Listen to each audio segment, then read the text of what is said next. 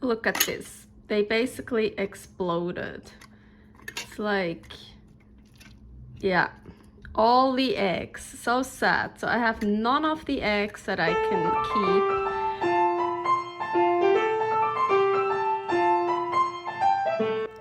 Carnivore Girl's Creative Carnivore Kitchen.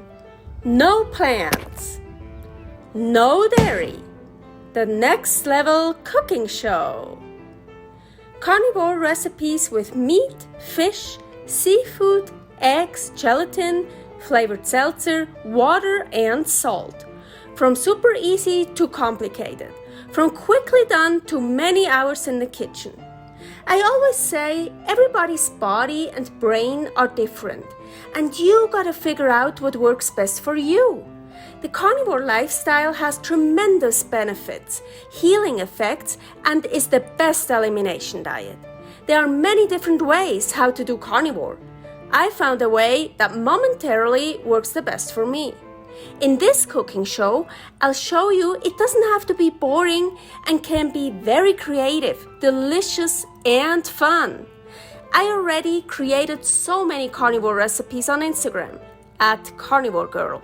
And I have this never-ending list on my phone with tons of ideas. My brain is a gift and a curse. Have fun with this episode! Welcome to my creative carnivore kitchen, Carnivore Girl here, and today we're going to do another episode of my emergency / travel / sickness / no time food. Yes, we're gonna do jarring beef organs. Okay, I already prepared lots of meats.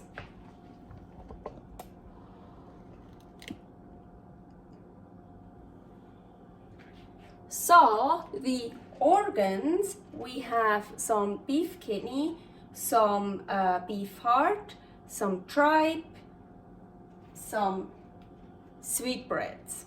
And then I also want to add some beef cheeks. Beef cheeks is not an organ, but it's called like offal or like a special variety meat, but it's not an organ. But I want to also use some beef cheeks. Then I just have some lean beef. I think it's top round. And for jarring, the fattier and the more gristle and stuff the beef has, the more tasty it gets. But beef organs like the sweetbreads is like really fatty, so I wanted some lean beef to mix with that probably.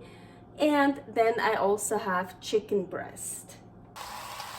So the beef cheeks I cut in like pieces, and I want to sear them all around, just a bit searing them.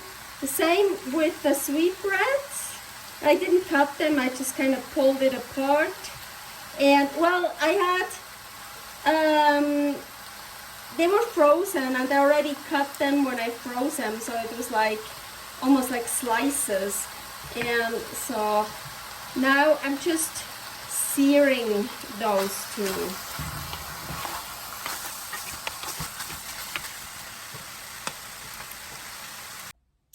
Okay, so I seared the beef cheeks, and beef cheeks, it's a very tough meat.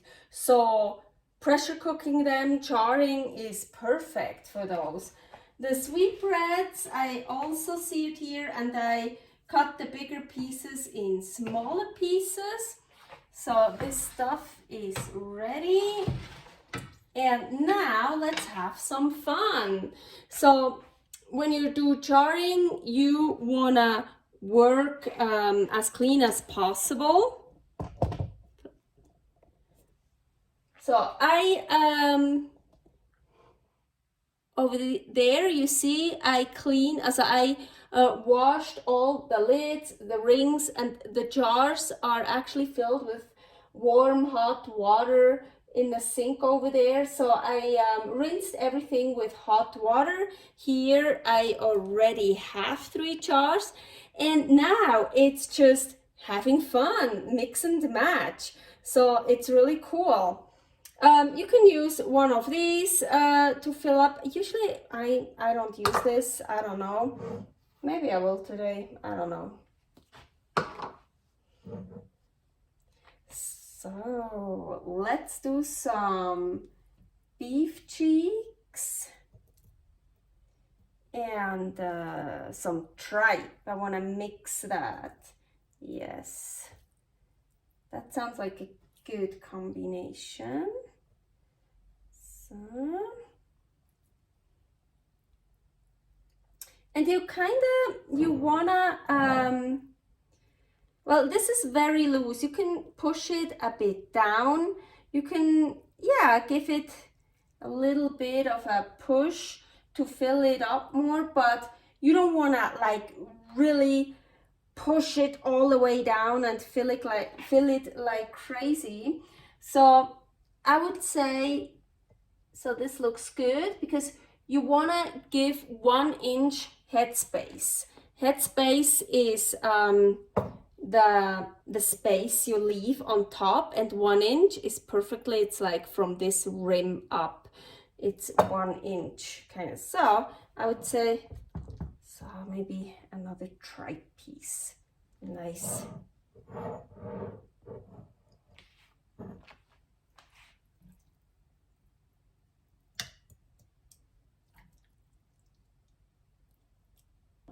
I still have many jars left, so I wanna add some eggs, kind of my favorite. So here I have tripe, sweetbreads, and kidney. So how I like to do it with the eggs, so here are eggs in here. They're not enough. I think I will be needing more, but for right now it's good. And I like I haven't used any salt yet with the other jars, but with the eggs I like to use salt already here when I blend those, when I mix those. And you can use any salt you like as long as it's pure. So like sea salt, Himalayan pink salt, yeah, just as long as it doesn't have anti-caking agent in it. And here I have canning salt, so yeah, it's cheap, so why not using canning salt? So I like my food salty. Also, very importantly, you don't even need salt. A lot of people think for jarring you need to add salt to make it last longer, to preserve it. No, you don't need salt. I just love salt.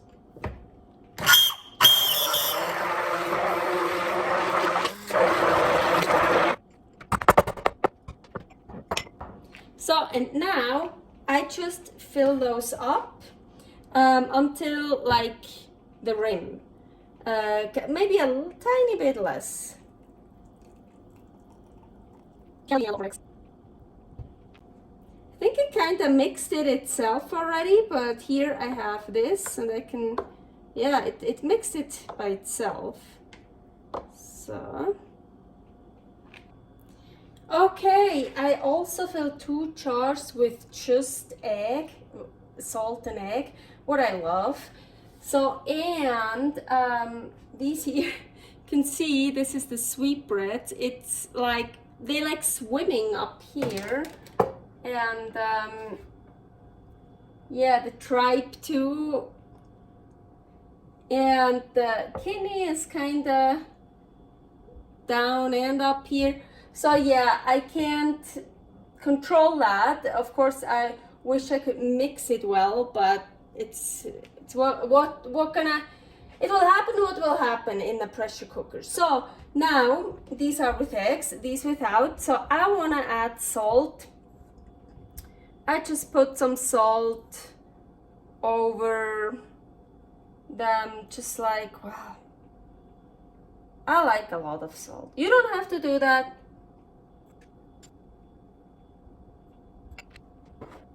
So, and now I want to fill some liquid in it. Of course, my liquid are the eggs, so those are done. But here I still have, oh, it's gelatinous. I still have some of the sweetbreads, and I'm gonna turn the heat up here so I can liquefy that again. And here from the beef cheeks. So I know those two have sweetbreads in it, and I mean, let's not waste anything, right? So let's pour some of that delicious liquid in there, and also all the rest here.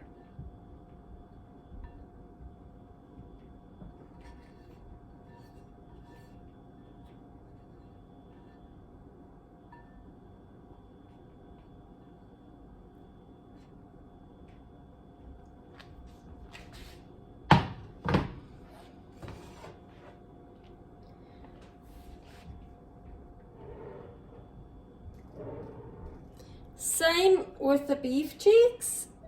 So, ooh, look at this deliciousness. Ugh. All these here, that row here has beef cheeks, so I think I'm just gonna... Ooh.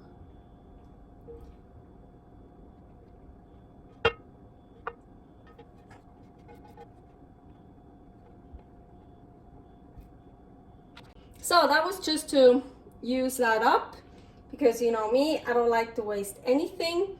Now here I just have regular filtered water. You can use broth, but I'm like, why using broth? Because they gonna make broth, delicious broth. So now it's a little bit tricky how much water. So the meat, like here, this one here is, as I recall, it's chicken breast, the top round, and I think some tripe in it, or sweetbreads, or anyways, or maybe heart? I don't know, I wrote it down. But that has a lot of raw meats in it, so the raw meat will produce a lot of liquid itself, but it still needs a little bit. But then a jar like, I would say that one here is, well, all those jars with the beef cheeks, we already seared them, and the sweetbreads we seared too. So those probably won't make as a give out water that much like these jars. So I would say these need a little bit more water. So honestly, I just need space. Ooh.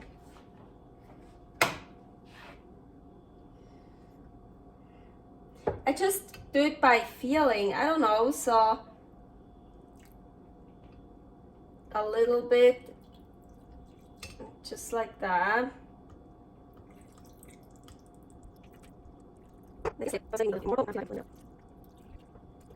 So, and then I take this here, and I want to get all the air bubbles out, you see? So, really want to get all the air bubbles out. And then you actually also see how much water is in there. Yeah, so it's like here, but I would say for that jar, that should be okay. That also, it gives you another chance to like kind of mix that stuff. Well, yeah, a little bit. But you want to get all the air bubbles out. You see, it's like the water was like totally full here. Now when I do this, the water got down to here. Okay, so the ones like here, I filled up almost to the rim, because I still feel some meat in here will give out a little bit more water. Give out, I can't talk. And then these here that have a lot of raw meat in it. I didn't, you can't even really see it, oh my gosh. Well, I didn't fill up that much. Yeah, it's maybe like, oh, you can't even see, like here or somewhere. So, but I did put a little bit in it, because if you don't put any water in it, I tried it with raw pack, with just raw meat, it's not enough to really get it full. So yeah, and now, very important, I have here a clean towel. This end here is wet or like damp, and I wanna clean the rims. You see, I already did that with those three jars, so I want to clean the rim. And then I also want to do the same with the dry part again, and then I can also really feel if there is like something on it, you know, a little bit of salt, or if the jar is damaged. And this feels really good. I want to put a lid on, and these are brand new lids. Always use new lids. Once you, well, when you open them, they're pretty hard to open, what is good, means a good seal, so you did destroy those. The rings I've used before, as you can probably see, like, yeah, rings, you can keep reusing them, same with the jars.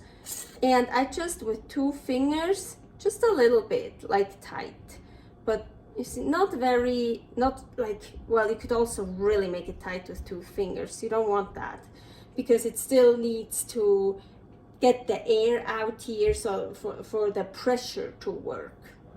So, and this I'm gonna do with all the rest of the jars now. And we're getting to the jarring part, to the cooking part. So 2 quarts of water are already in here. This is the 3rd quart. It doesn't matter how many jars you have, 3 quarts. I have a 23 quart pot here. It's great, so I can double stack. This here is very important. This needs to be on the, this comes with the pot. This needs to be on the bottom, because you don't want to put the jars directly on the pot bottom. You want to put it on this one here. Then I also add just some vinegar, like 2 tablespoons, just to keep it more clean, because it starts to get kind of black. That's normal, but with the vinegar, it cleans it more, so it doesn't, it still happens, but not as fast. Now I can start putting my jars in.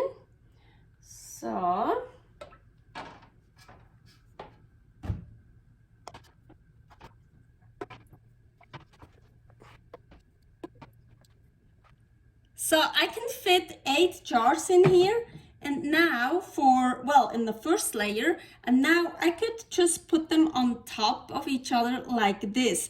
Not directly, but I could do this. But I have this great rack here. This didn't come with the pot, but look how perfect. I mean, it's so perfect. So I don't have to worry at all how I stack the jars now here, my 2nd layer. These are wide mouth pint jars, my favorites, the only ones I have. And I could fit 16 of those in here. So I have 14 because I just didn't fill up. I didn't have more meat, that's why I did the eggs. And well, 14 is good. I always like to fill it up all the way, or as many as possible, because I feel like then it's worth it to do it for a lot of jars. So now, very important, the lid here. You want to check. You don't have to check everything every time, but like the ring here, that everything is good. But what you really want to do every time is look through the vent here. If you can see through it, and yes, I can see through it, because you really don't want this to be clogged up. And then here, arrow, or they call it a V, but I call it an arrow. Arrow to arrow. Well, it even says align arrow with arrow. So it's an arrow, it's not a V. Well, it is a V, whatever. So arrow to arrow, then close it up. So it's on the stove. And now I'm gonna turn the stove on the highest, and I just wait. I wait until the vent here, a steady stream comes out. So a steady stream is coming out here, and I waited for 10 minutes. Now I'm gonna put the weight on. So also this here popped up. That means there's pressure in here. Now here, it depends which altitude you live. I'm gonna put a chart here, how many pounds you need. So I need 13 pounds. So now I have to wait until, well, I wait until it gets like to 10 pounds. Then I start reducing my heat. And then I always keep checking. And then as soon as it hits 13 pounds, I turn on my timer, 75 minutes, 1 hour and 15 minutes, and then I have it on very low here, the heat, and I keep an eye on that it always stays above 13 pounds. I like to have mine between 13 and a half and 14 and a half. So, so it's okay if it goes higher, but not too high. I don't want it at 15 or something. So if it goes too high, I turn the heat more down. If I see that it starts to drop and it gets close to 13, I turn the heat back on again. So I'm not like here for 1 hour and 15 minutes and keep staring at the gauge, but I always come back and take a look at it. And keep adjusting the heat. But you definitely don't want it to get below your pounds, as for me 13. If it goes below 13, I have to wait until it goes above 13 again, and then I can start the timer completely new. So I don't want to do that. So 75 minutes are over. I already turned off the heat. I actually turned that off like a minute before it was over, 2 minutes. Now I'm just gonna take it off the hot stove carefully. So just on that one that is not hot, and now I just leave it. I don't do anything until the gauge is completely at 0. But even more importantly, this here that popped up, it has to go down by itself. Don't force anything. We want it to release the pressure very slowly, naturally. So I'm not doing anything, I'm not taking the weight off, I just leave it as it is until the gauge is at 0.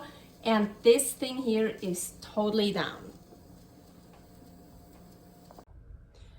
Okay, the gauge is completely at 0 and this thing here went down. So all I do now is taking the weight off.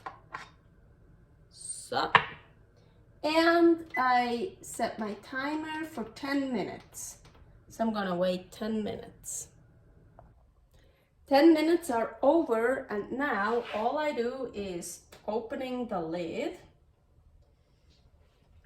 So, taking the lid off, careful, a lot of steam comes out, hot, whoa.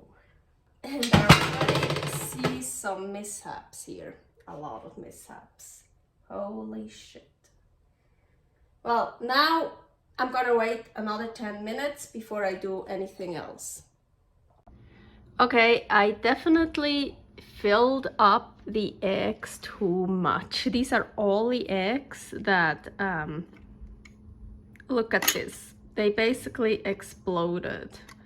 It's like, yeah, all the eggs. So sad. So I have none of the eggs that I can keep.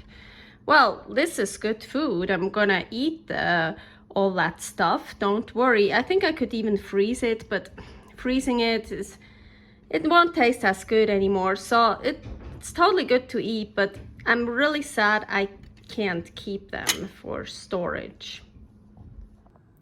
Okay, and then after 10 minutes, or I actually this time waited even longer, I can take the jars out. I already took these out.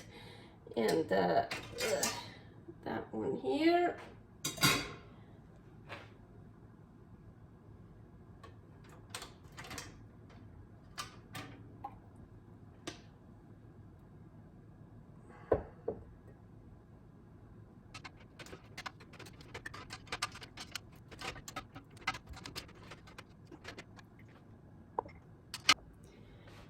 Okay, and now I just leave them here until tomorrow so they can completely cool down. And I'm really stupid with the eggs because I've done jarring eggs before. Here is the link to that episode, and except of one that I overfilled, they jarred perfectly. They sealed perfectly. Another one didn't seal, but that was because of another problem. Just one like this I overfilled, and that was the one that was only eggs. So I should have known I shouldn't fill them up too much, but I did it again. So hopefully this time I learned.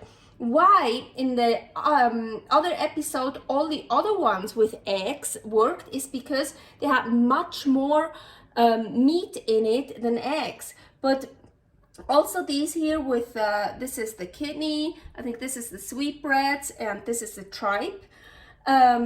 You saw it, they don't have that much meat in it. It's more eggs than meat. And then, well, we know the egg, look, this is like perfect. It totally expands when it cooks, when it bakes. So it's like rising up. It's like bread. So I really need to give those eggs more headspace. So you know what? Next time, well, I just have to keep figuring out. And as soon as I figured it out, I will let you know how much headspace you need to give the eggs. I already tried a little bit of like with the sweetbreads and stuff. This with the sweet, it's actually really good. So don't worry, those, hey, nothing is wasted. Those just go here, this on, and that one. And now I can put them in the fridge and keep them for up to a week, I would say. And otherwise I can freeze it. I don't think I would freeze it like this. I probably would just take it out and ooh, look, take it out and wrap it in some plastic wrap and then freeze it. But it's eggs, so, but hey, I probably will eat all of that before I have to freeze it. So don't worry, nothing is wasted. Here, we're gonna wait until tomorrow. One day later. So what I'm gonna do now here with my hopefully good, well sealed jars, I'm gonna take off all the rings.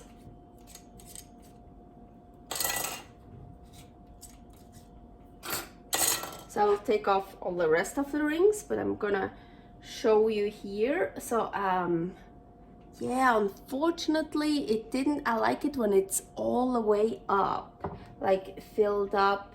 Just feel like, oh, that one is better.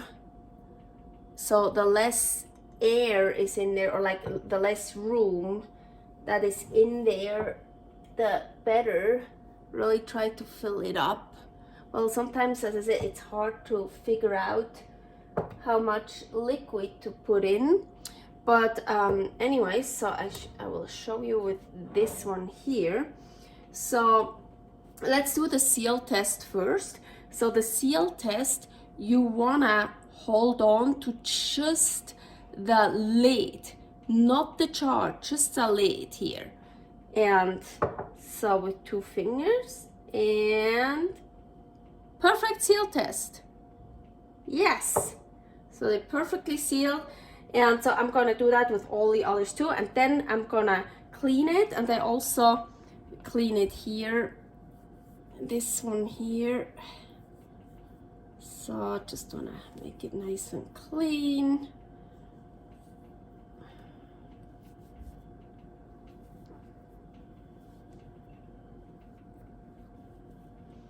Of course, the top. So the top, so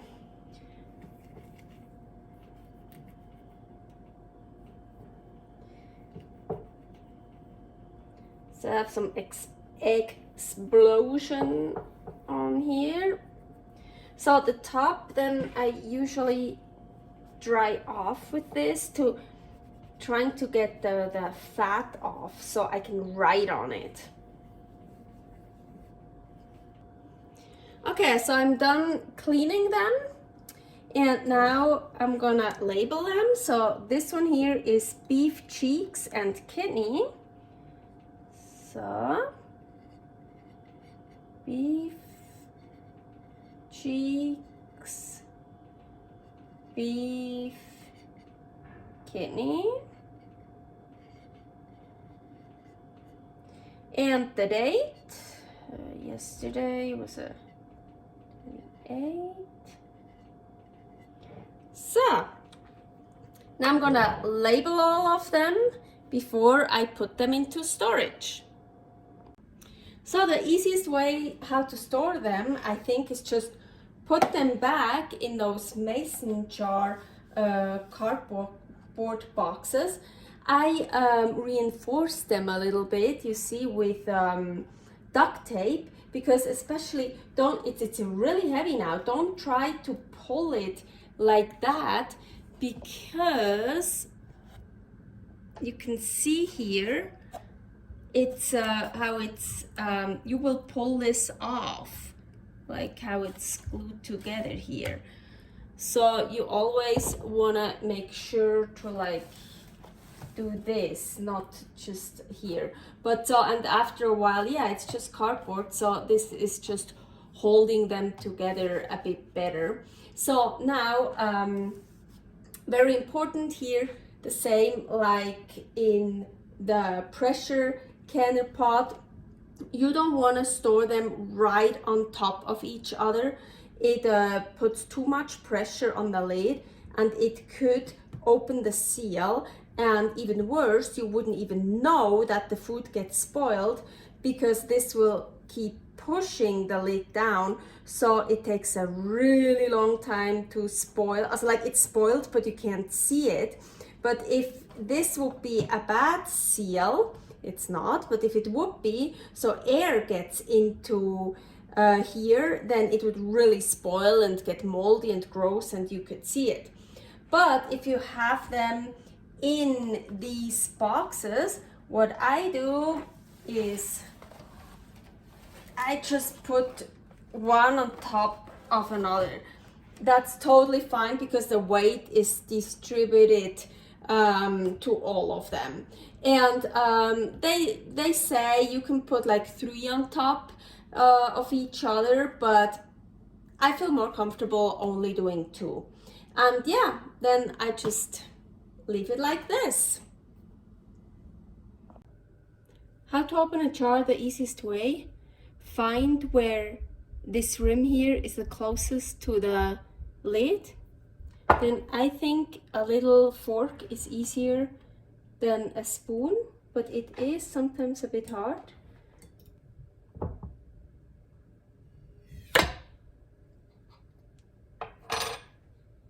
And it's open.